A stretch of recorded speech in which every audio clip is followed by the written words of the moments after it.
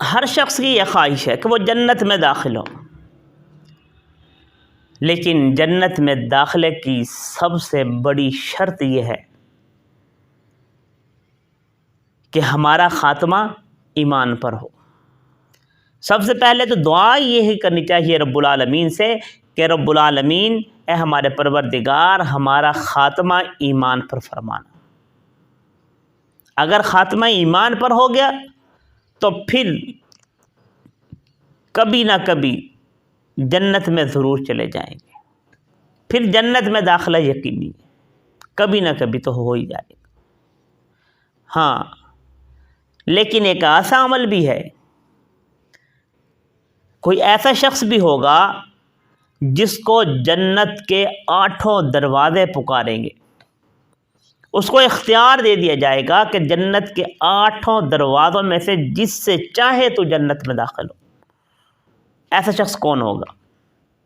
کون ایسا خوش نصیب ہوگا؟ فرمایا کہ جو شخص اچھی طرح وضو کرے، اچھی طرح وضو کرے اور پھر اپنے وضو کو مکمل کرے صحیح طریقے سے، اس میں کسی قسم کی کوئی کوتاہی نہ رہے، جلدی جلدی وضو نہ کرے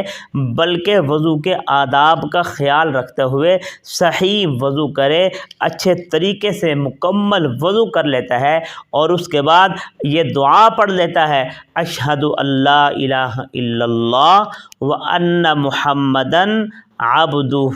ورسولہ، یہ دعا پڑھ لیتا ہے تو فرمایا کہ قیامت کے دن اس کے لیے جنت کے 8 دروازے کھول دیے جائیں گے اور وہ اس کو اختیار دے دیا جائے گا کہ وہ جس دروازے سے چاہے جنت میں داخل ہو جائے۔ اتنی بڑی فضیلت! تو اس لیے میرے دوستو، جب آپ وضو کر کے فارغ ہوں اشہد ان لا الہ الا اللہ وان محمدن عبدہ ورسولہ یہ دعا پڑھ لیا کریں، انشاءاللہ تعالی جنت میں داخلہ بھی یقینی ہو جائے گا اور اللہ تعالی ہمیں ہمارے لیے جنت کے 8 دروازے بھی کھول دیں گے، ہمیں اختیار بھی دے دیا جائے گا کہ جنت کے جس دروازے سے آپ چاہو جنت میں داخل ہو جاؤ۔